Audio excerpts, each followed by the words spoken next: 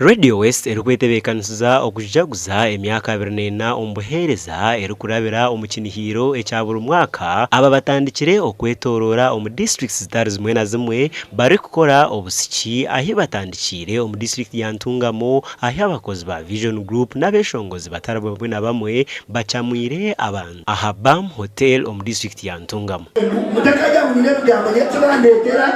no kubagambira by'kinihiro okubagambira program za Radio West na TV West kashika habeshongozi tukokwe utweshongora nkabagambira Ntungamo wano ne kweshongora taru talent yanyu muandike nyugutibiri eni na e na mbere cyo chikoremo Liga na Elizoba twatandwa kino retro robski abo kibiro sabasaba ikitambo Radio West mwako bune cyabuza imyaka 24 ehezo muhereza so ahinganda Ntungamo waenda n'Akasiki hotel map abantu babinyi ndakweta abantu bona nyuma y'abantu bona ngwebe rabira na mwenda kwa mushaka barara achayika chega nsakwa twine ekimiro. Alex Mugarura uri omwe ombakozi ba Vision Group asimira abantu abetabire omukasi cyaka.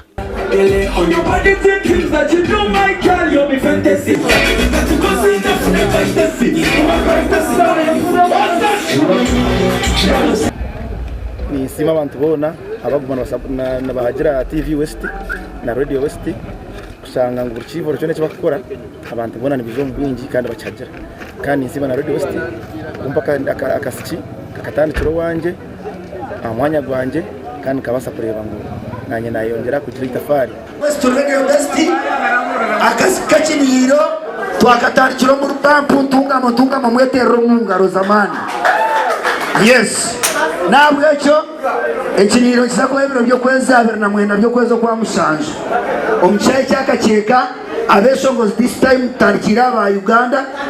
aba Uganda nibo bari n'abankore yona na Kigezi. Ekinihiro cha Radio West obwe erukujaguza emyaka 24 nikija kubaho ahabirabira na mwenda byo kwa mushanju ahabeshongozi bamani barije okucheta bamo. Gasha kwa Simon Ayamba.